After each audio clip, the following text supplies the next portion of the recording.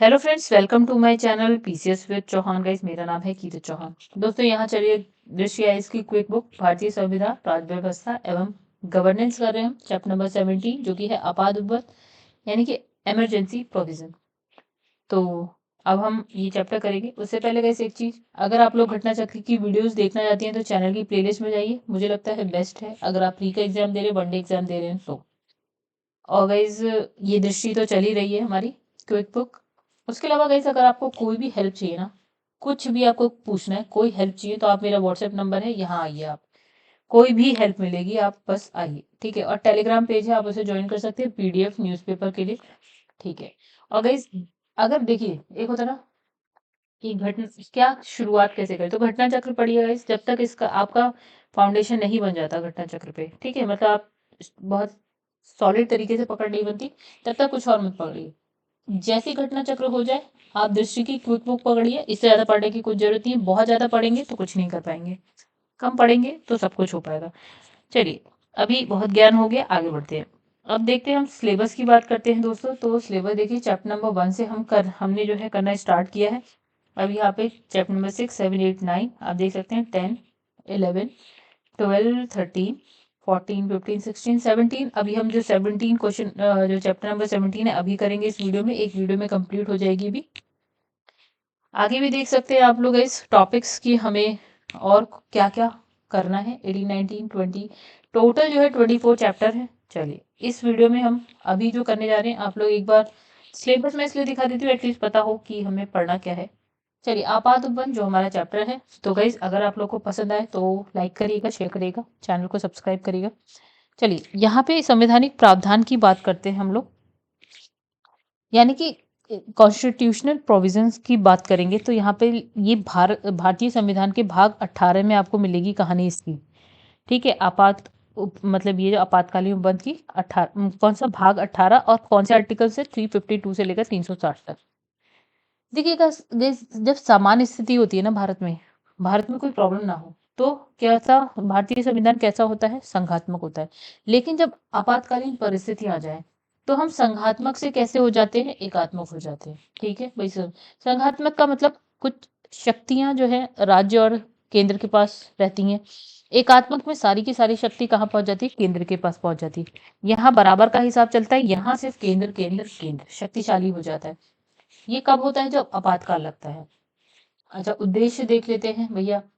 तो देखिए क्या होता है, हम आपातकाल लगाते हैं, सारी शक्तियां केंद्र यानी एकात्मक हो जाते हैं। यानी कि हमारी जो संविधान, हमारा जो शासन है, भारतीय शासन कैसा एकात्मक स्वरूप धारण कर लेता है।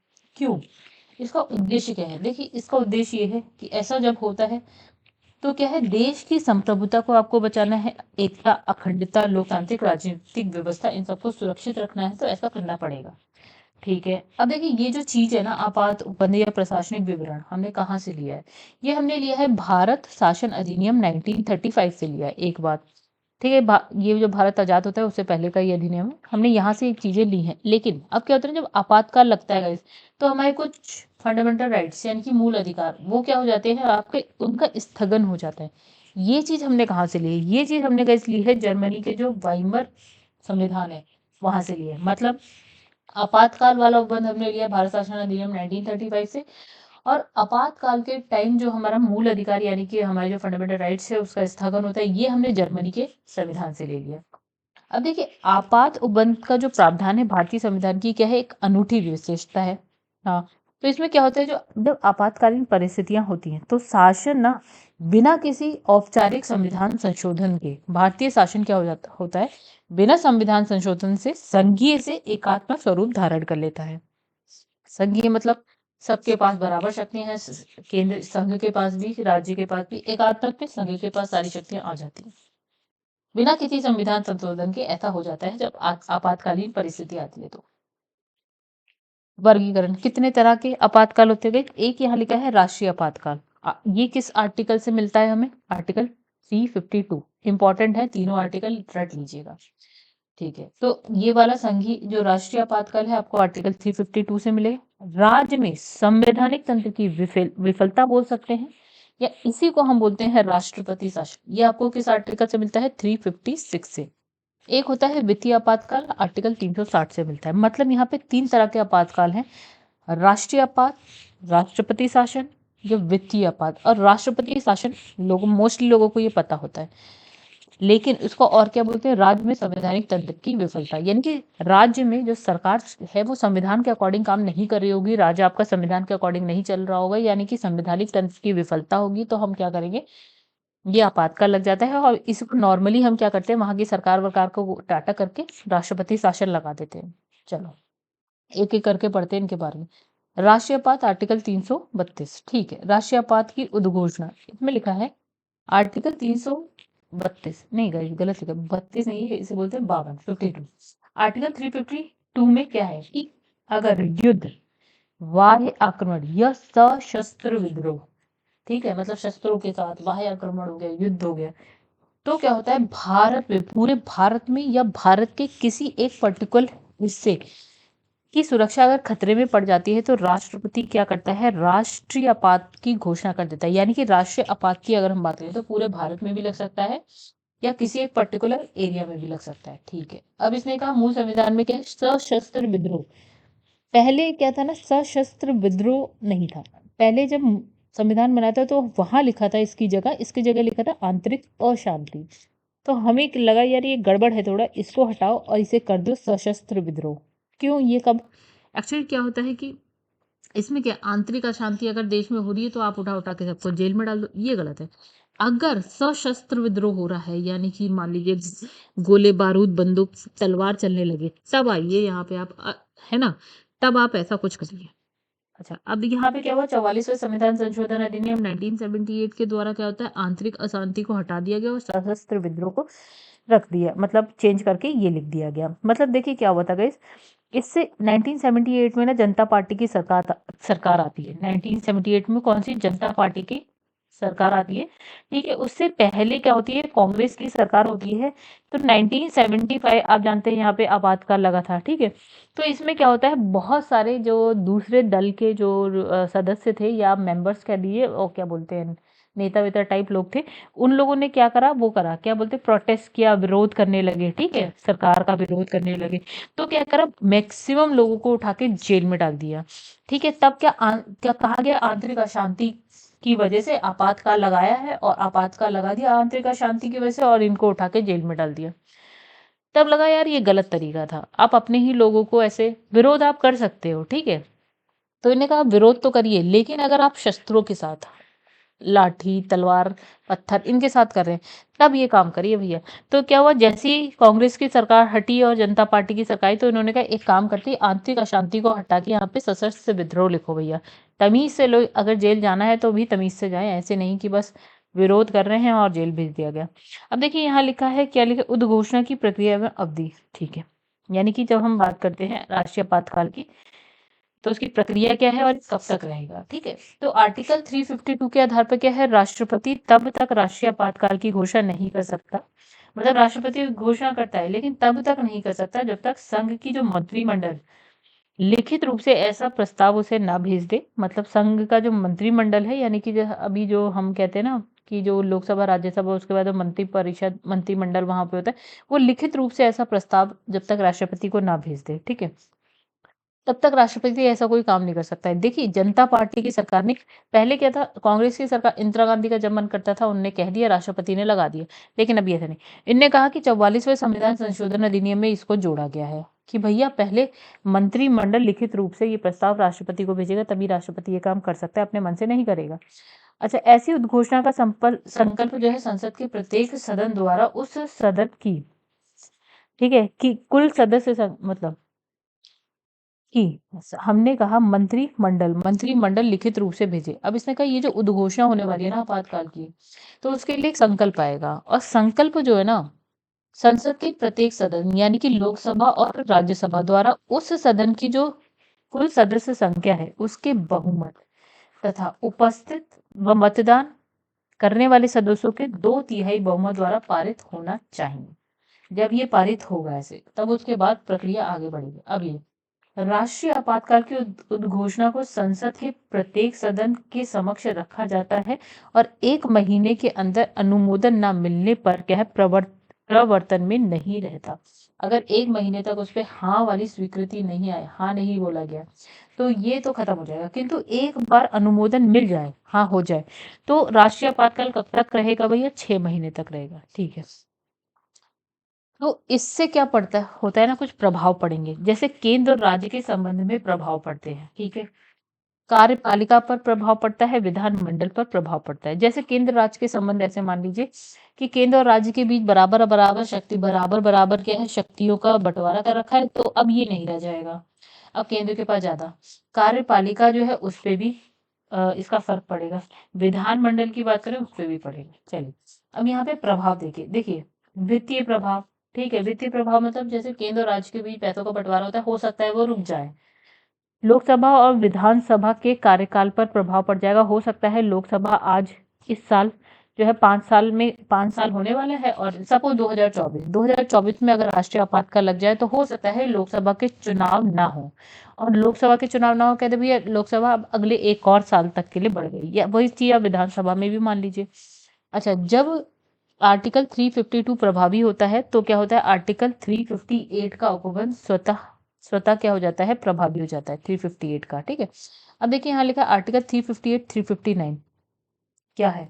358 359 में कम में क्या होता है ना गाइस, हमने कहा आपके जो फंडामेंटल राइट्स है उस पे भी प्रभाव पड़ेंगे। तो ये 358 359 में ये होता है। जैसे अब जैसे 358 की अगर बात करें, तो उसने कहा जो आर्टिकल 19 है ना, फंडामेंटल राइट्स आप लोगों ने पढ़े होंगे, उसमें जो आर्टिकल 19 है उसके द्वारा जो मूल अधिकार है, उस वो इस आर्टिकल 19 के अंदर जो मूल अधिकार है उसके निलंबन के लिए ये वाला आर्टिकल है 358। और जो 359 है ये क्या है, ये अन्य मूल, मतलब 19 को छोड़ दीजिए, बाकी सब मूल अधिकार के निलंबन के लिए है। हाँ, एक और बात समझ, जब राष्ट्रीय आपातकाल लगता है, तो आर्टिकल जो आपका ये वाला है आर्टिकल 20 में जो मूल अधिकार है 21 में, इसको कोई प्रॉब्लम नहीं होती, ये नहीं हटता। यानी अगर हमने कहा आर्टिकल 19 से लेकर 32 तक जो आपके मूल अधिकार है, उसमें 20 और 21 को छोड़ दीजिए, 19 वाला आर्टिकल 358 से हटेगा या निलंबन होगा उसका, बाकी सारे आपके 359 से होगा, 20-21 को कोई टच नहीं कर सकता। घोषणा की समाप्ति, यानी कि आपातकाल खत्म करना है कैसे, तो इसे लिखा है राष्ट्रपति कभी भी ऐसी घोषणा कर देगा और आपातकाल वापस ले सकता है। संसद द्वारा अनुमोदन न किए जाने पर, मतलब संसद अब ये नहीं है कि संसद इसके लिए भी संकल्प लाए, उसे पास करे तब आपातकाल हटे, इसकी ऐसा जरूरत नहीं है। राष्ट्रपति जब चाहे ये काम कर सकते हैं। लोकसभा साधारण बहुमत से प्रस्ताव पारित कर घोषणा को वापस ले सकती है। सपोज राष्ट्रपति ऐसा नहीं कह रहे, लेकिन अगर लोकसभा ऐसा चाहे तो कर सकती है, कह दे साधारण बहुमत से क्या हो, प्रस्ताव पारित हो जाए, फिर वो क्या है, आपातकाल हट सकता है। अब देखिए यहाँ लिखा है आपात उद्घोषणा के प्रभाव। कार्यपालिका यानी कि इफेक्ट ऑफ एग्जीक्यूटिव, इस पे क्या इफेक्ट पड़ेगा। आर्टिकल 353 क में बताया गया है कि आपात की उद्घोषणा होने पर केंद्र सरकार की कार्यपालिका शक्ति का विस्तार किसी राज्य सरकार को यह निर्देश देने तक हो जाएगा कि वह अपनी कार्यपालिका शक्ति का प्रयोग किस प्रकार करे। मतलब केंद्र सरकार की कार्यपालिका शक्ति, इसने कहा जो केंद्र सरकार की कार्यपालिका शक्ति, इसका विस्तार इतना हो जाएगा कि ये राज्य सरकार की जो कार्यपालिका शक्ति है उसको बता सके कि आपको किस तरह से काम करना है। सीधी भाषा में कहें तो आपात की उद्घोषणा लागू होने के दौरान राज्य सरकार को केंद्र सरकार के निर्देश पर काम करना पड़ेगा। ठीक है। यदि आपात की उद्घोषणा पूरे भारत के लिए ना होकर किसी एक विशेष क्षेत्र किसी राज्य के लिए हो, तो केंद्र सरकार उन राज्यों के अलावा अन्य राज्यों को शासन संबंधी निर्देश दे सकती है। ठीक है। चलिए, अब यहाँ पे लिखा है विधानमंडल पर प्रभाव क्या पड़ेगा। आर्टिकल 350, ये सब आर्टिकल याद रखने की जरूरत है, जो मैं कहूँ वो याद रखेगा। फिलहाल अभी ये वाले भी नहीं, इससे पहले वाला भी नहीं। ठीक है। तो इसमें क्या लिखा है, आपात की घोषणा के साथ संसद को राज्य सूची के विषय पर कानून बनाने की शक्ति मिल जाती है। नॉर्मली क्या होता है, राज्य सूची के विषय पर कौन कानून बनाता है, राज्यसभा, राइट। लेकिन जब आपातकाल लगता है, तो ये जो राज्य सूची का विषय है, तो संसद कानून बनाने लगेगी। आपातकाल के दौरान या आपात के दौरान क्या है, राज्यों के विधानमंडल को निलंबित नहीं किया जाता। ऐसा नहीं है कि विधानमंडल जो है आपका, या विधानसभा जो भी है, खत्म हो जाए, ये नहीं होता। केंद्र और राज्य के बीच जो विधायी शक्तियां हैं उसके सामान्य विभाजन का निलंबन हो जाता है। मतलब वही वाली बात हमने कह दी कि राज्य सूची पे जो कानून है वो आपका संसद बनाने लगेगी। हाँ, विधानसभा आपकी रहेगी, काम नहीं करेगी, ये समझ लीजिए, बस रहेगी। अच्छा, ये परिवर्तन अध्यादेश जारी करने की शक्ति को लेकर भी है, यानी कि अध्यादेश नॉर्मली गवर्नर करता जारी, अभी क्या है, जरूरत पड़ेगी तो राष्ट्रपति प्रेसिडेंट करेगा। राष्ट्रपति राज्य सूची के विषय पर अध्यादेश जारी करने की शक्ति रखता है जब आपातकाल लगता है। गौरतलब है कि यदि आपात की घोषणा पूरे भारत की वजह किसी राज्य या किसी विशेष क्षेत्र के संबंध में की गई है, तो संसद को अधिकार होता है कि वे शेष राज्यों के लिए कानून बना सके। मतलब संसद को ये भी अधिकार है कि वो जो बाकी के राज्य हैं जहाँ पे आपातकाल नहीं लगा उसके लिए भी कानून बना सकते हैं। आपातकाल में क्या है, राज्य सूची के विषय पर संसद द्वारा बनाए गए जो कानून है, सपोज कि कोई राज्य सूची का विषय और संसद ने कानून बना दिया, अब आपातकाल खत्म हो गया, तो कानून कब तक रहेगा, अगले 6 महीने तक रहेगा। ठीक है, आपात की समाप्ति के 6 महीने बाद तक वो प्रभावी रहेगा, उसके बाद हट जाएगा। अच्छा, ये प्रावधान जो है संविधान के आर्टिकल 250 में स्पष्ट किया गया है। तो वैसे ये आर्टिकल इंपॉर्टेंट हो जाता है जो कहता है कि आपातकाल के टाइम अगर केंद्र सरकार किसी राज्य सूची के विषय पर कानून बना देती है तो वो अगले 6 महीने, आपातकाल खत्म होने के अगले 6 महीने तक रहेगा। कौन सा आर्टिकल, आर्टिकल 250। अच्छा, वित्त पर प्रभाव क्या पड़ेगा, यानी इफेक्ट ऑन फाइनेंस। तो आर्टिकल 354 में बताया गया है कि आपात की उद्घोषणा के प्रवर्तन में होने, मतलब आपातकाल अगर चल रहा है तो उस समय राष्ट्रपति केंद्र और राज्य के मध्य राजस्व के वितरण से संबंध उपबंधों में संशोधन कर सकता है। यानी होता है ना कि कुछ चीजें ऐसी होती है, कुछ टैक्स ऐसे होते हैं जिसको हम केंद्र और राज्य के बीच में बांटते हैं, तो इसने कहा इस पर जो है ना थोड़ा सा चेंजेस कर सकता है, संशोधन कर सकता है। कौन कर सकता है, राष्ट्रपति कर सकता है। अच्छा, ये संशोधन उस वित्तीय वर्ष के समाप्त होने तक जारी रहेगा जिसमें आपातकाल की घोषणा हुई है।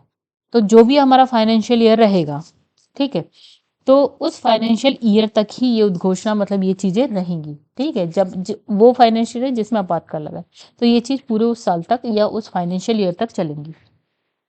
आर्टिकल 354(2) में स्पष्ट है कि यदि राष्ट्रपति राजस्व वितरण से संबंधित कोई आदेश जारी करता है तो उसे यथाशीघ्र प्रत्येक सदन के समक्ष रखा जाएगा। मतलब अगर राष्ट्रपति ऐसा कुछ राजस्व वितरण में कोई चेंजेस या संशोधन करना चाहता है तो उसे संसद के प्रत्येक सदन यानी कि लोकसभा, राज्यसभा के समक्ष रखना पड़ेगा। अच्छा, लोकसभा और विधानसभा के कार्यकाल पर प्रभाव। ठीक है, मतलब जो लोकसभा है, राज्यसभा, क्या होता है, देखिए ये भी कुछ इतना कुछ खास है। यदि आपात की उद्घोषणा प्रवर्तन में है यानी कि चल रही है तो संसद विधि द्वारा लोकसभा के कार्यकाल को 1 वर्ष के लिए बढ़ा सकती है। यानी कब तक के लिए बढ़ा सकती है, सपोज अभी 2024 में जो है ना इलेक्शन होने वाला है, अगर आपातकाल लग जाए अभी आजकल में, तो क्या होगा कि देखिए कि कह देंगे भैया लोकसभा का जो कार्यकाल है 1 साल के लिए बढ़ा। अच्छा, इसके बाद भी वह जितनी बार चाहे विधि द्वारा 1-1 वर्ष के लिए बढ़ा, सपोज 2025 में भी ये आपातकाल जारी रहे तो ये कह देंगे और 1 साल के लिए बढ़ दो, मतलब बढ़ेगा, 1-1 साल के लिए बढ़ेगा।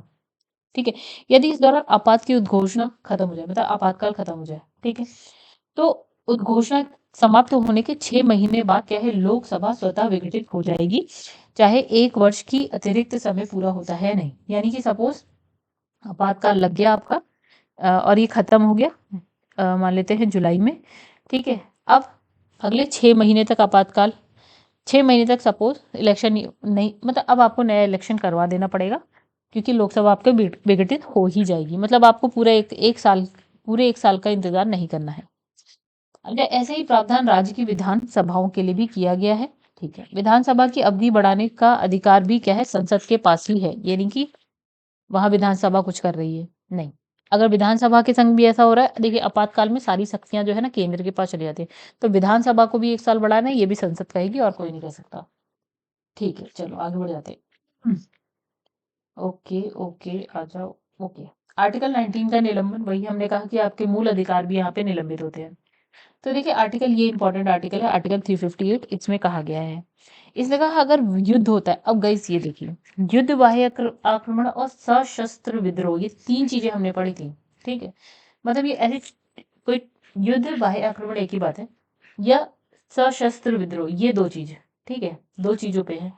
तो युद्ध और बाह्य आक्रमण हो रहा है तो आर्टिकल 52 के तहत क्या, संपूर्ण भारत या भारत के किसी पर्टिकुलर क्षेत्र में अगर आपातकाल लग जाता है तो आर्टिकल 19 द्वारा जो 6 मूल अधिकार दिए गए हैं वो निलंबित हो जाएंगे। मतलब 6 मूल अधिकार, मतलब एक्सप्रेशन ऑफ, मतलब क्या बोलता है, फ्रीडम ऑफ एक्सप्रेशन था, पूरे देश में आप कहीं भी घूम सकते हैं, कहीं भी व्यापार कर सकते हैं, कहीं भी रह सकते हैं, ये वाले जो 6 मूल अधिकार थे ना, इनका निलंबन हो जाएगा।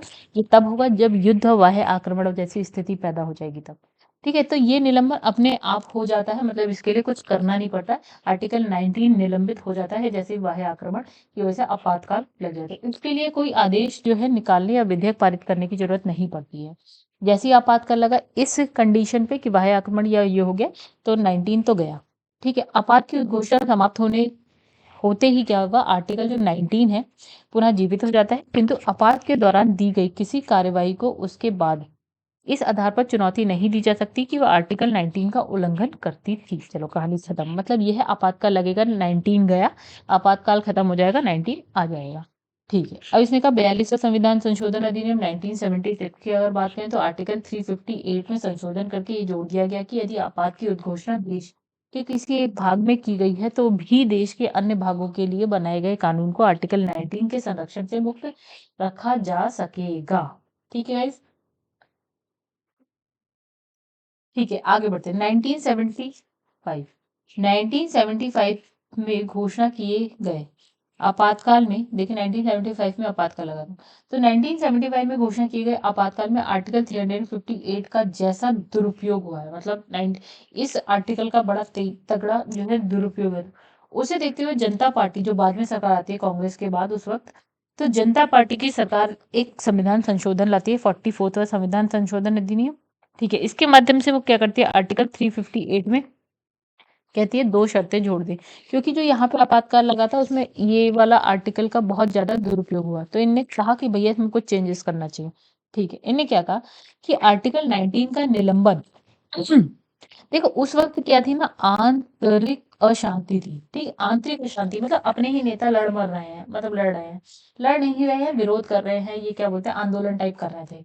ठीक है, तो इनने कहा यार कुछ तो चेंज करना पड़ेगा, नहीं तो ऐसे तो सब चीजें खराब हो जाएंगी, ऐसे तो फिर भविष्य में भी ये सब हो सकता है। तो जैसे जनता पार्टी की सरकार आई तो उन्होंने कहा 2 बातें जोड़ो आर्टिकल 358 में, जैसे इन्हें का आर्टिकल 19 का निलंबन युद्ध और बाह्य आक्रमण के आधार पर घोषित आपात में ही होगा, सशस्त्र विद्रोह के कारण नहीं होगा। एक्चुअल में उस वक्त सशस्त्र विद्रोह ना होकर आंतरिक अशांति थी, तो उसने कहा अगर ऐसा होता है तब हम आर्टिकल 19 का निलंबन नहीं करेंगे। आर्टिकल 19 तभी जाएगा जब युद्ध या बाह्य आक्रमण होगा। सपोज कि उधर से पाकिस्तान आके लड़ने लगे, मतलब युद्ध होने लगे, या फिर चाइना से उधर, तो तब करो भैया। ठीक है, और इसने कहा दूसरा क्या जोड़ा, आर्टिकल 358 में केवल वही कानूनों को सुरक्षा प्रदान करेगा जिसका सीधा संबंध आपातकाल के साथ हो। ठीक है, ठीक है, मतलब उन्हीं कानूनों को सुरक्षा देगा जिसका संबंध आपातकाल से हो। इसमें इस आशय की स्पष्ट घोषणा की गई।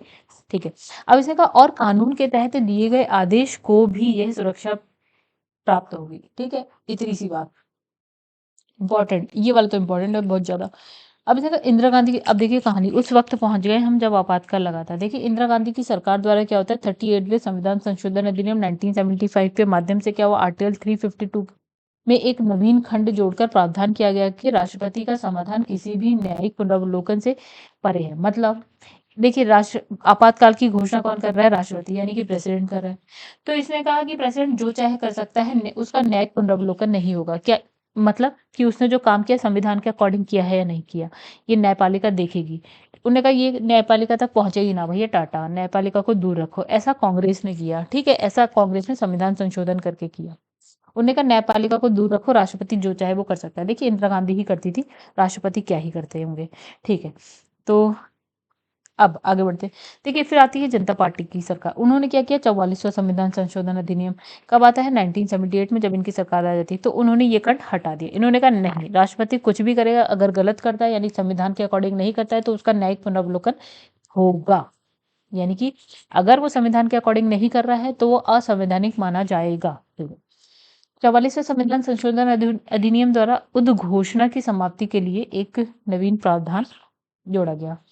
ठीक है, यदि लोकसभा मूल उद्घोषणा या उसकी अवधि बढ़ाने वाली उद्घोषणा के विरोध में संकल्प पारित कर दे तो राष्ट्रपति को उसे वापस लेना होगा। ये बाद में जोड़ दिया गया, 44वें संविधान संशोधन अधिनियम 1978 में जोड़ दिया गया। ठीक है, अब आगे बढ़ते हैं। मतलब इसमें ये था कि जो मूल घोषणा है आपातकाल की उद्घोषणा या उसकी अवधि बढ़ाने की, आपातकाल को और 1 साल के लिए बढ़ाना है। अगर लोकसभा उसका विरोध कर दे और एक संकल्प पारित कर दे तो राष्ट्रपति को आपातकाल जो आगे बढ़ाने के लिए किया गया उसको वापस लेना पड़ेगा। नहीं भैया ये नहीं हो सकता, लोकसभा ने ऐसा करा है, कहा है कि भैया जरूरत नहीं है राष्ट्रपति, आप वापस लो आपातकाल, मतलब ये उद्घोषणा करो, मतलब घोषणा करिए कि हम वापस ले रहे हैं। अच्छा, यहाँ लिखा है लोकसभा में एक संकल्प प्रस्तावित करने के लिए कुल सदस्य संख्या के कम से कम 1/10 सदस्यों को अपने हस्ताक्षर सहित लिखित रूप से लोकसभा अध्यक्ष यानी कि जिसको हम स्पीकर कहते हैं उसको हमें देना पड़ेगा। मतलब कि इसमें क्या है, लोकसभा को ये ऐसा संकल्प पारित करना है तो उसमें जैसे ये संकल्प है इसको पारित करना है तो उसे क्या करना, और लोकसभा में जितने भी लोग हैं उसके 1/10 लोग इस पे हस्ताक्षर करके इसे किसको दे देंगे, स्पीकर को देंगे। ठीक है, अब ये सूचना प्राप्ति के 14 दिन के भीतर क्या है, लोकसभा की विशेष बैठक बुलाई जाएगी। ठीक है, जिसमें क्या है, संकल्प पर विचार किया जाएगा और संकल्प पारित होने के लिए विशेष बहुमत की आवश्यकता नहीं है, अर्थात साधारण बहुमत से ही इसको पारित किया जा सकता है। ठीक है, चलिए आगे बढ़ते हैं दोस्तों। अब देखिए यहाँ लिखा है अभी तक की गई जो अब कब कितनी बार आपातकाल ऐसे भारत में लग चुका है। देखिए यहाँ लिखा है एक है 1962-68 की बात है। 1962 में क्या हुआ था, चाइना और चाइना ने भारत पे आक्रमण किया था, तब की बात है। यहाँ पे जवाहरलाल नेहरू प्रेसिडेंट होते, मतलब प्राइम मिनिस्टर थे, और फिर 1964 में वो खत्म हो गए थे, तो वो कौन शास्त्री जी हमारे जो प्राइम मिनिस्टर बने थे, और उसके बाद 1-2 साल बाद क्या है, इंदिरा गांधी बन गई थी। ठीक है, तो देखिए यहाँ पे जो आपातकाल लग रहा था गाइस वो चीन के द्वारा 1962 में जो है अरुणाचल प्रदेश, पहले हम अरुणाचल प्रदेश को बोलते थे नेफा, उस क्षेत्र पे हमला हुआ था, तब आपातकाल लगा था। राइट, ये कहानी आपातकाल की शुरू हुई थी जवाहरलाल नेहरू के टाइम में। दूसरा आपातकाल कब लगा, इंदिरा गांधी के टाइम में 1971 में लगा था, 75 में दोबारा लगा था, यानी कि यहाँ 2 बार लग गए थे।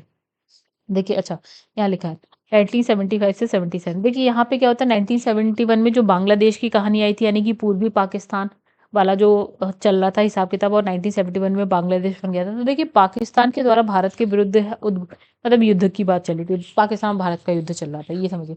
और फिर इसके बाद जो 1975 में क्या हुआ, तो हमने कहा ना अभी दूसरे जो दल थे वो क्या है, विरोध करने लगे, थोड़ा आंदोलन आंदोलन चलने लगा, तो आंतरिक अशांति की वजह से क्या हुआ था, यहाँ पे आपातकाल लग गया था। यानी कि ये देखिए इस टाइम में 2 बार आपातकाल लग गया था। ठीक है, ये दूसरा आपातकाल था इस पीरियड में। ओके, तो समझे 3 बार आपातकाल लगा है, एक 1962 वाला लग गया, एक 1971 70 और 1975 आंतरिक अशांति की वजह से लगा था। 1975 वाला और 1971 वाला पाकिस्तान के युद्ध की वजह से, और ये 1962 चाइना के युद्ध की वजह से। अब देखिए राष्ट्रपति शासन की बात करते हैं, तो अभी तक हमने आर्टिकल नंबर क्या पढ़ा था, 352 राष्ट्रीय आपातकाल की बात कर ली। अब हम पढ़ने जा रहे हैं आर्टिकल 356 राष्ट्रपति शासन। हमने ये भी कहा था अगर किसी राज्य का जो शासन है वो संवैधानिक ढांचे संविधान के तहत नहीं चल रहा है तो हम लगा देंगे। ठीक है, तो राष्ट्रपति शासन लगता है। जैसे आप देख लें नॉर्मली अभी पिछली बार जो लगा था जम्मू एंड कश्मीर में लगा था कि हाँ लग रहा था वहां पे संवैधानिक तंत्र के अकॉर्डिंग नहीं चल रहा था, तो वहां पे राष्ट्रपति शासन लगा दिया गया था, है ना। ऐसा बहुत सारे राज्यों में किया गया है, इसका दुरुपयोग भी किया गया है। चलिए उद्घोषणा देखिए हम यहाँ पे, इसका आर्टिकल भी बहुत इंपॉर्टेंट है, याद रखिएगा आर्टिकल यहाँ पे सारे इंपॉर्टेंट, ठीक है, सब याद रखिएगा। देखिए यहाँ पे क्या कहा गया, तो गाइस अगर आप लोगों को मेरा पढ़ाया हुआ अच्छा लग रहा है ना तो प्लीज वीडियो को लाइक जरूर करिएगा। चलो आगे बढ़ते हैं।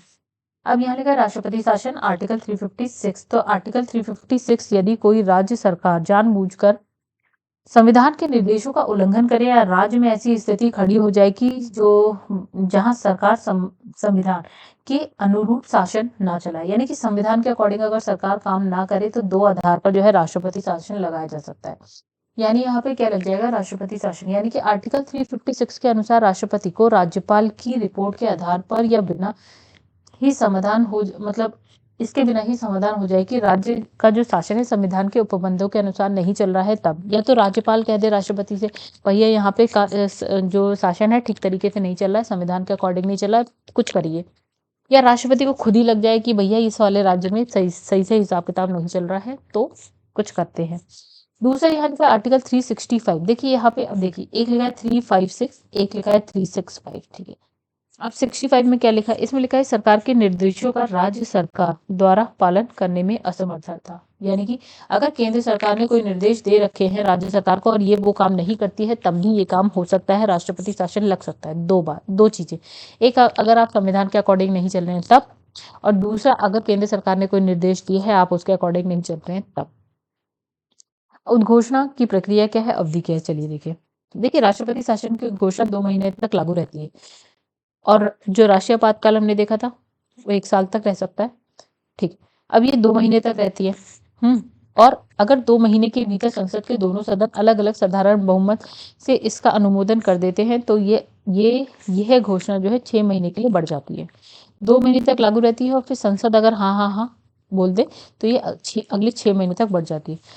इसी प्रक्रिया से इसे आगे भी बढ़ाया जा सकता है और अगले 6 महीने के लिए बढ़ाया, लेकिन इसे जो है 1 साल से अधिक समय के लिए बढ़ाने हेतु 2 शर्त है। मतलब इसे अगर 2 महीने के लिए है, हमने 6 महीने के लिए और बढ़ा दिए, इसे फिर 6 महीने के लिए बढ़ाया जा सकता है। ठीक है, इसने कहा अगर आपको 1 साल से अधिक समय के लिए इसे बढ़ाना है तो 2 शर्तें। पहला, संपूर्ण भारत या उसके किसी हिस्से में क्या है राष्ट्रीय आपातकाल लागू हो, तब ऐसा हो सकता है कि अगले मतलब 1 साल के लिए बढ़ जाए। ठीक है, यानी कि अगर राष्ट्रीय आपातकाल लगा हो तब, या भारत का चुनाव आयोग ये कह दे कि भैया उस प्रांत में चुनाव नहीं हो सकते तो ऐसा हो सकता है। मतलब ये है कि भैया सपोज राष्ट्रपति शासन लग गया, अब चुनाव होंगे दोबारा से तब सरकार आएगी। अगर चुनाव आयोग कह दे कि भैया नहीं अभी हमारे पास ऐसी कंडीशन नहीं बन रही है कि हम चुनाव करवा पाए, तो ये अगले 1 साल के लिए बढ़ाया जा सकता है। उपरोक्त शर्तें पूरी होने के बाद के किसी राज्य में आपात या राष्ट्रपति शासन की अधिकतम अवधि कितनी होगी गाइस? ऐसे बढ़ाते बढ़ाते हम इसे 3 साल कर सकते हैं। तो मैक्सिमम ये क्वेश्चन बन रहा है कि मैक्सिमम कितने टाइम के लिए, तो इसने कहा 3 साल। अब इसके प्रभाव क्या होंगे? इसने कहा कि देश का जो संघात्मक ढांचा है एकात्मक बन जाएगा, यानी कि जो सपोज हम जम्मू कश्मीर की बात कर रहे हैं, जम्मू कश्मीर के पास अपनी सरकार थी, लेकिन जैसे ही राष्ट्रीय आपातकाल लगा तो भैया उसकी सरकार हो गई टाटा, अब केंद्र कर रही है जो भी करना है, यानी कि जो संघात्मक ढांचा था वो एकात्मक हो गया। एक बात ठीक है। दूसरी बात यहाँ पे लिखा है राज्य का जो प्रशासनिक तंत्र पर क्या है राष्ट्रपति, राज्य के प्रशासनिक तंत्र पर राष्ट्रपति है, उसके जो प्रतिनिधि है उसका नियंत्रण हो जाएगा। मतलब अब वो बोलो मतलब वहां की सरकार कुछ नहीं कर पाएगी, वहां की कार्यपालिका कुछ नहीं कर पाएगी, जो करेगा राष्ट्रपति या उसके द्वारा कोई अपॉइंट किया हुआ व्यक्ति है वो करेगा। अब इस जगह राज्य की विधानसभा क्या होती है निलंबित हो सकती है, और क्या है संसद राज्य सूची के विषय पर कानून बना सकता है और राष्ट्रपति राज्य सूची के विषय पर अध्यादेश जारी कर सकता है, यानी कि सब कुछ अब आ गया संसद के हाथ में। यानी कि राज्य सूची के विषय पर कानून संसद बना दी, फिर अध्यादेश राष्ट्रपति दे आएगा, ना कि गवर्नर। अब है वित्तीय शक्ति का प्रयोग या आचरण संबंधी निर्देश जो है संसद दे सकती है। ठीक है, मतलब संसद के हाथ में शक्ति आ गई। अगर किसी राज्य में राष्ट्रपति शासन लगता है तो ये पूरे देश के लिए नहीं होता है, किसी राज्य के लिए।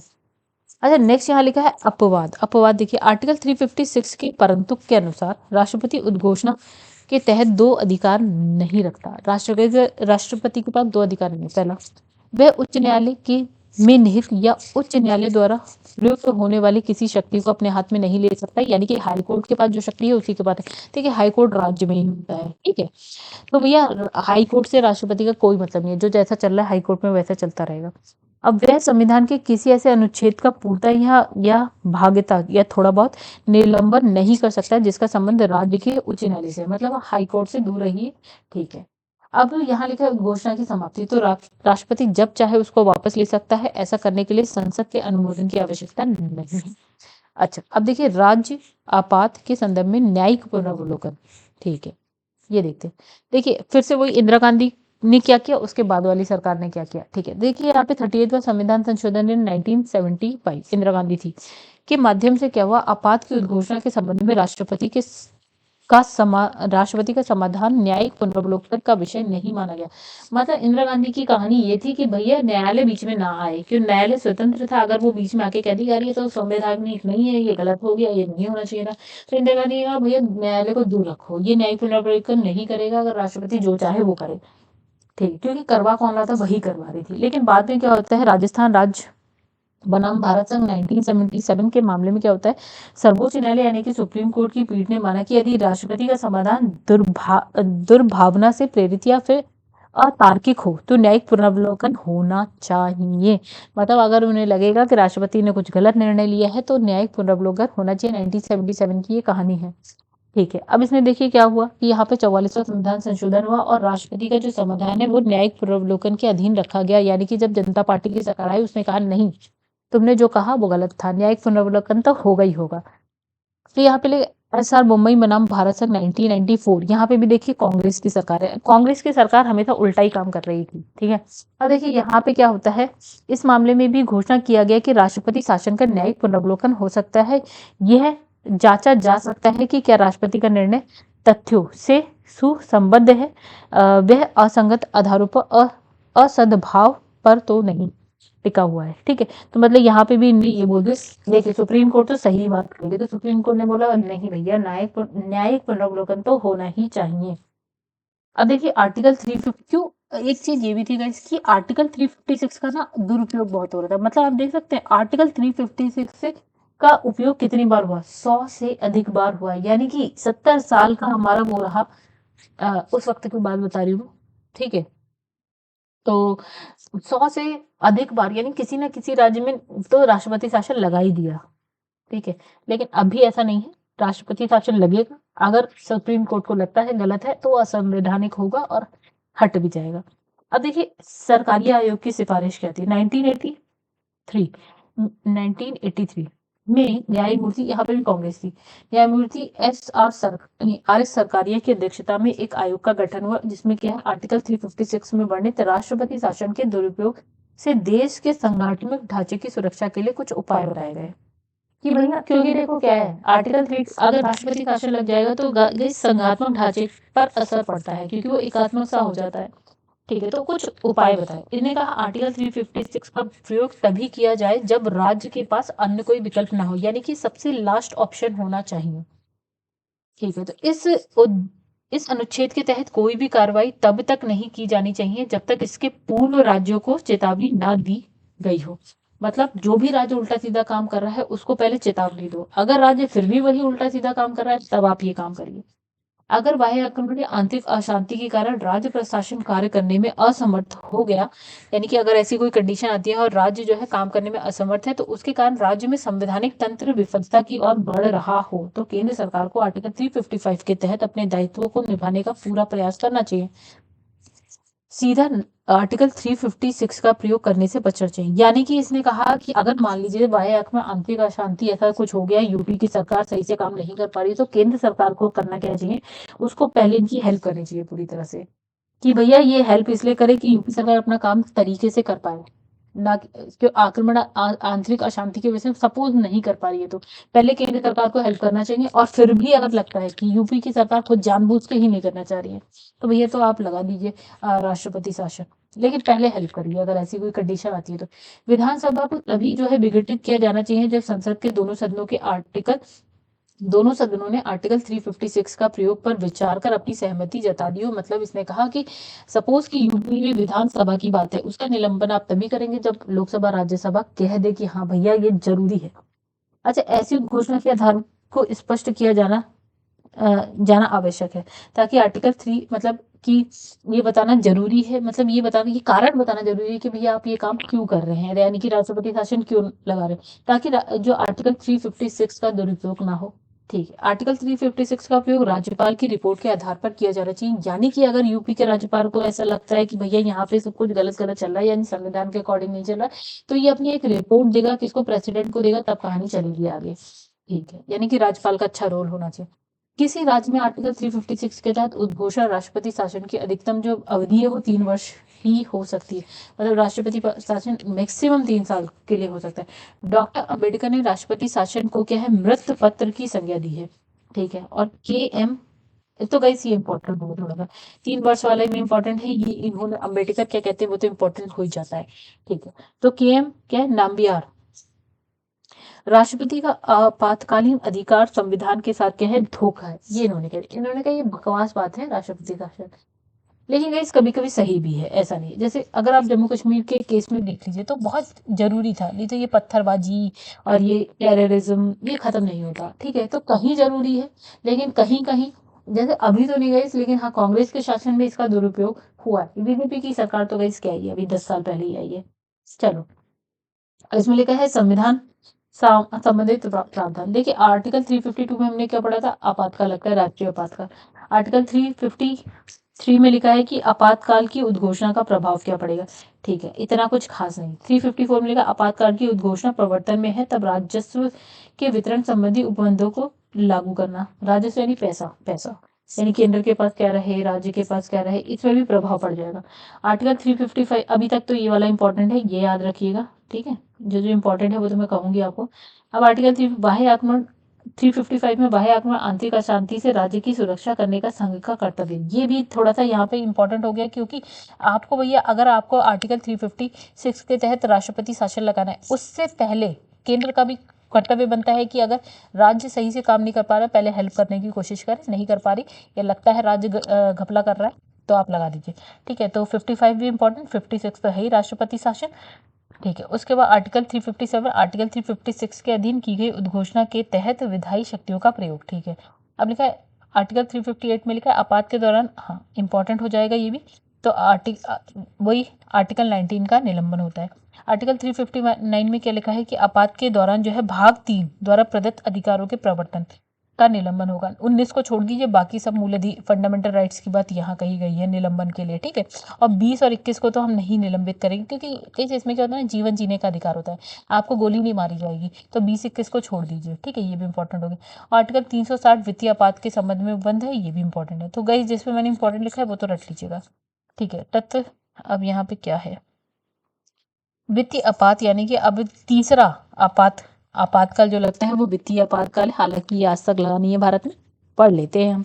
अब देखिए यहाँ पे लिखा है वित्तीय आपातकाल या आपात कह सकते हैं, आर्टिकल 360 कह सकते हैं। ठीक है, उद्घोषणा आर्टिकल 360 के तहत के यदि राष्ट्रपति को ये समाधान हो जाता है, यानी राष्ट्रपति को ये समाधान हो जाता है का मतलब राष्ट्रपति को ये लगने लगता है कि भारत या उसके राज्य क्षेत्र के किसी भाग पर वित्तीय स्थायित्व या फिर खास संकट में है भारत, तो वह ऐसी उद्घोषणा कर सकता है वित्तीय आपातकाल की। आर्टिकल 38 फिर इंदिरा गांधी का टाइम चल रहा है, तो इसमें कहा है 38वें संविधान संशोधन अधिनियम 1975 के अनुसार क्या है, राष्ट्रपति द्वारा वित्तीय आपात की घोषणा की संतुष्टि अंतिम और निर्णायक होगी। और किसी वही फिर उन्होंने यही कहा कि न्यायालय में किसी भी आधार पर प्रश्न योग्य नहीं होगा, यानी कि न्यायालय तक ये बात नहीं पहुंचे कि राष्ट्रपति क्या कर रहा है।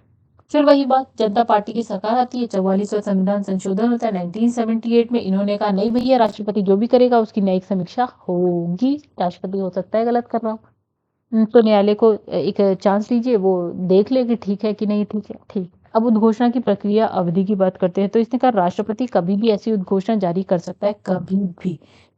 वित्तीय आपातकाल की घोषणा 2 महीने यानी कि 60 दिन तक लागू रहेगी, और 2 महीने के भीतर अगर जो संसद के दोनों सदन यानी कि लोकसभा राज्यसभा अलग अलग साधारण बहुमत से घोषणा का अनुमोदन कर देता है, तो ये घोषणा तब तक लागू रहेगी जब तक राष्ट्रपति इसको वापस ना ले ले। इसने कोई टाइम नहीं बताया है, इसने ये कह दिया है कि वित्तीय आपातकाल तब तक लगा रहेगा जब तक राष्ट्रपति उसको वापस ना ले ले।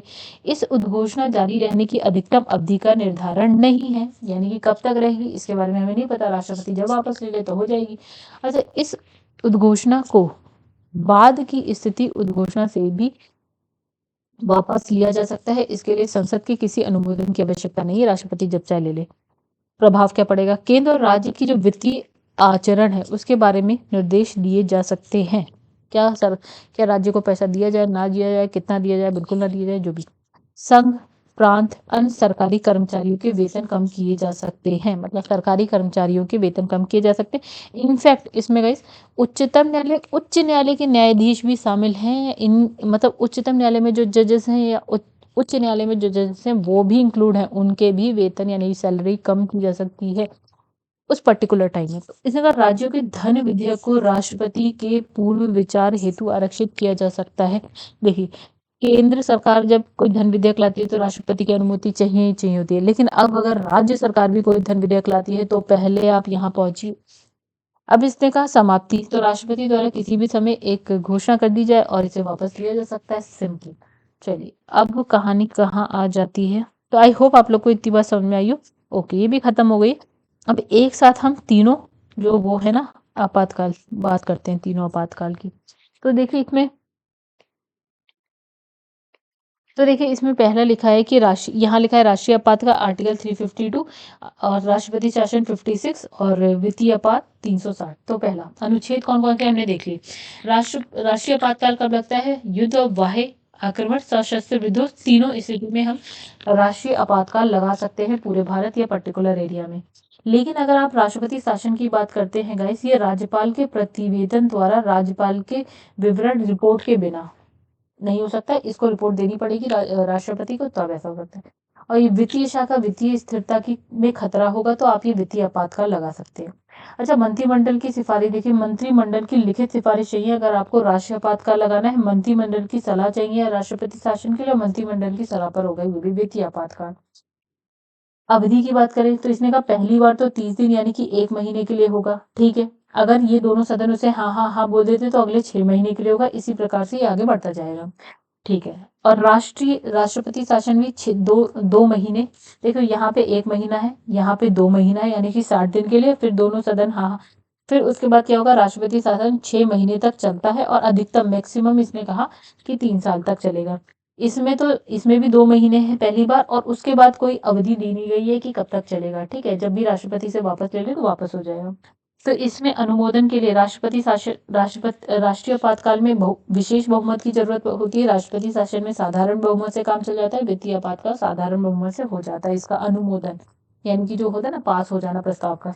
अब इसने लिखा है कि इसका प्रभाव क्या पड़ेगा, तो राष्ट्रीय आपातकाल का प्रभाव मौलिक अधिकार क्या होते हैं, निलंबित होते हैं, बस 20 और 21 को छोड़ दीजिए। यहाँ मौलिक अधिकार पे कोई प्रभाव नहीं पड़ेगा जब राष्ट्रपति शासन लगेगा, और वित्तीय आपातकाल में भी ऐसा कुछ नहीं।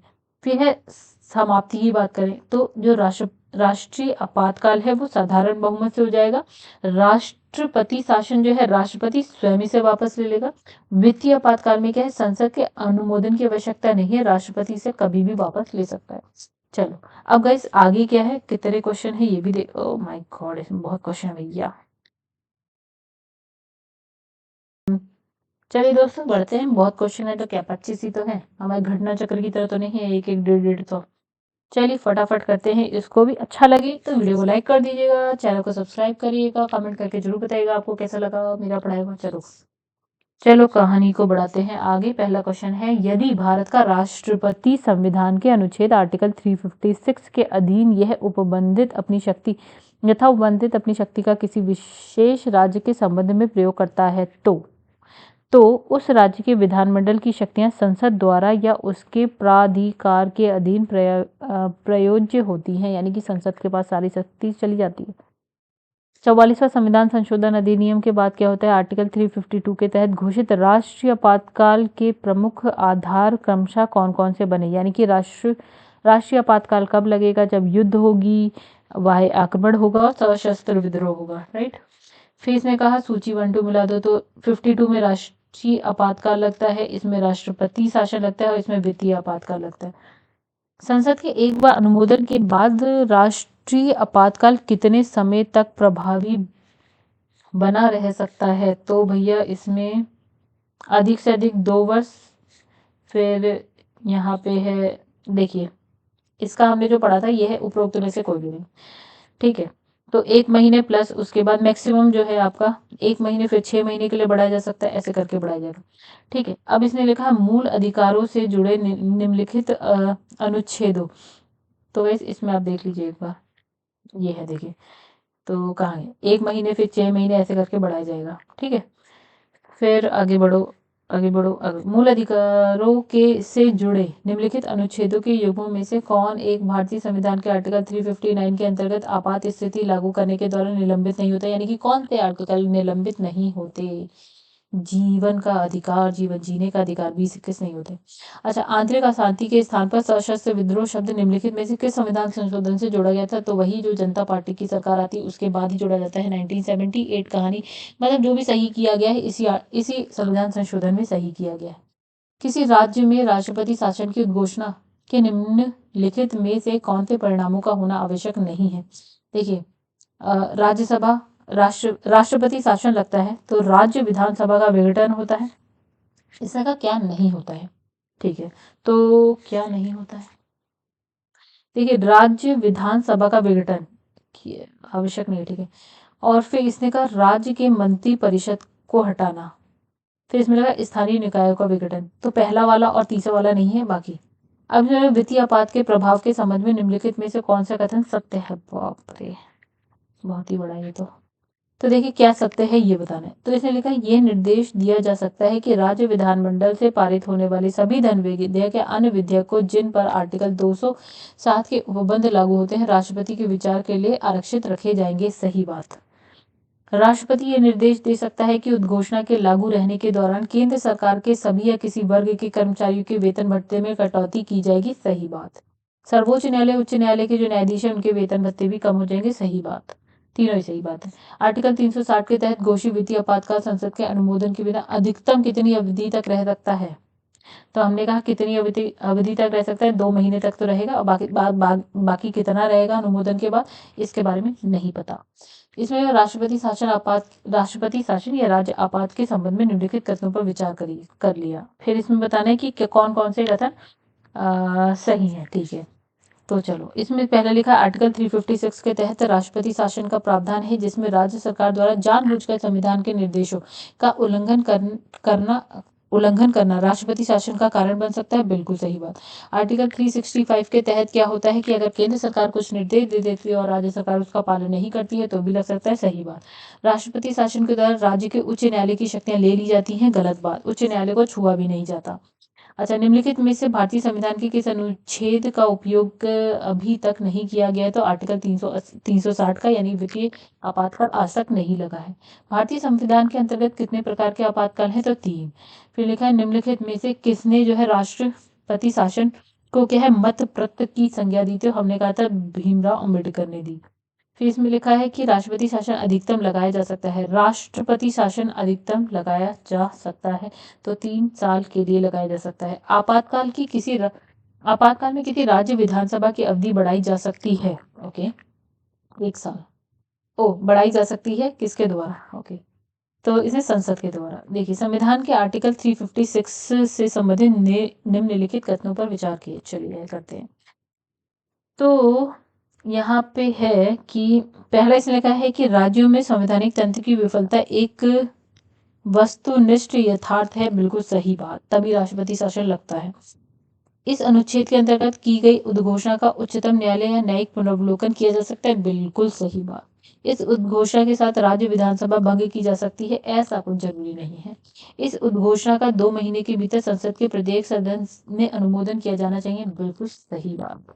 फिर इसमें लिखा है भारत में राष्ट्रीय आपातकाल की उद्घोषणा करने का आधार निम्नलिखित में से कौन सा नहीं है? तो ये हो गया राष्ट्रीय आपातकाल। देखिए युद्ध से होगा, बाह्य आक्रमण से होगा, सशस्त्र विद्रोह से होगा। अब ये नहीं है, सी नहीं है। ठीक है, 17 का सी। फिर आगे बढ़े जाते हैं। चलो अब जो राष्ट्रपति राष्ट्रीय आपातकाल की घोषणा कर सकता है। राष्ट्रीय आपातकाल की घोषणा कर सकता है हथियार बंद विद्रोह के आधार पर और बाह्य आक्रमण के आधार पर, युद्ध, सभी के आधार पर। फिर मेरा संसद द्वारा संकट काल की घोषणा का अनुमोदन कितनी अवधि के अंतराल में होना चाहिए? कितनी अवधि के अंतराल में होना चाहिए? तो इसे 1 महीने की। किसने कहा था कि राष्ट्रपति का आपातकालीन अधिकार संविधान के साथ धोखा है? भैया अभी एक नाम पढ़ा था, ये नामबियार ने कहा था ये। फिर भारत के संविधान के आर्टिकल 360 के अधीन वित्तीय आपात से संबंधित निम्नलिखित कथनों पर विचार करिए। चलिए करते हैं। तो इसमें क्या है? पहला कि वित्तीय आपात की उद्घोषणा 2 महीने की समाप्ति पर प्रवर्तन में नहीं रहेगी यदि उस अवधि की समाप्ति से पहले संसद के दोनों सदनों के संकल्पों द्वारा उसका अनुमोदन नहीं कर दिया। मतलब संसद के दोनों सदन उसका अनुमोदन करेंगे, तभी। नहीं करेंगे तो नहीं रहेगी। सही बात है। यदि वित्तीय आपातकाल प्रवर्तन में है तो भारत का राष्ट्रपति संघ के कार्यपालिका के संबंध में सेवा करने वाले सभी और किसी वर्ग के व्यक्ति के, परंतु उसके अंतर्गत उच्चतम न्यायालय उच्च न्यायालय के न्यायाधीश नहीं आते, वेतन और भत्ते में कमी करने के लिए निर्देश देने में सक्षम है। तो गाइस ये हो गई गलत बात, से पहला था ये। ठीक है, आगे बढ़ जाते हैं। फिर लिखा है भारत के संविधान के आर्टिकल 355 के अधीन संघ का यह दायित्व है। ठीक है, डी। ओके, क्या दायित्व है संघ का भैया? आर्टिकल 350 संघ का यह दायित्व हमने बताया था कि बाह्य आक्रमण आंतरिक अशांति से राज्य की संरक्षा करे। मतलब ये पहले राज्य की हेल्प करे, नहीं हो पा रहा तो राष्ट्रपति शासन लगा दे। अच्छा, भारत के संविधान के अधीन आपात बंद के बारे में निम्नलिखित में से कौन सा कथन सही नहीं है? ओ माय गॉड, यहाँ लिखा है, देखिए, संघ कार्यपालिका की शक्ति राज्य को उसकी शक्ति के प्रयोग से संबंधित निर्देश देने तक विस्तारित है। ये तो सही है। संघ कार्यपालिका राज्य सरकार के कर्मचारियों के वेतन में कटौती के संबंध में उपबंध जारी कर सकती है। सही बात। भारत के राष्ट्रपति को प्राप्त आपात शक्तियों जैसी कोई शक्ति जो है राज्यपाल को प्राप्त नहीं है। ये भी सही है। यदि किसी राज्य के राज्यपाल इस बात से संतुष्ट है कि एक ऐसी स्थिति उत्पन्न हो गई है जहां राज्य की वित्तीय स्थिरता या साख खतरे में है, तो वे राज्य में वित्तीय आपात की घोषणा कर सकता है। गलत। यानी कि राज्यपाल ऐसा नहीं कर सकता, राष्ट्रपति करेगा। फिर यह भारत का राष्ट्रपति आपातकाल की उद्घोषणा प्रधानमंत्री की सलाह पर करता है। गलत। मंत्रिपरिषद की सलाह पर। गलत। अपने विवेक पर करता है। गलत। तब कर सकता है जब ऐसी उद्घोषणा करने के लिए संघ के मंत्रिमंडल का निर्णय उसे लिखित रूप में संसूचित किया गया हो तब। चलो अब आ जाते हैं क्वेश्चन नंबर 25। इसमें लिखा, भारत के संविधान के आर्टिकल 352 के अधीन आपात की उद्घोषणा केवल किसके द्वारा की जा सकती है? तो इसमें युद्ध, वाह्य आक्रमण और सशस्त्र विद्रोह है तब। भारत के संविधान के आर्टिकल 352 में किससे संबंधित उपबंध है? तो भैया किससे संबंधित है? तो यह समान आपातकाल से। ठीक है, यहाँ पे हो गए सारे क्वेश्चन। यहाँ पे आप उत्तरमाला देख सकते हैं। उसके बाद इसका स्क्रीनशॉट ले लीजिए और इसके बाद आप ये इतने पोर्शन का भी स्क्रीनशॉट ले लीजिए, क्योंकि ये मेंस के क्वेश्चन हैं जो कि आपको पता होने चाहिए, एटलीस्ट पता होने चाहिए किस तरह से क्वेश्चन पूछे जाते हैं।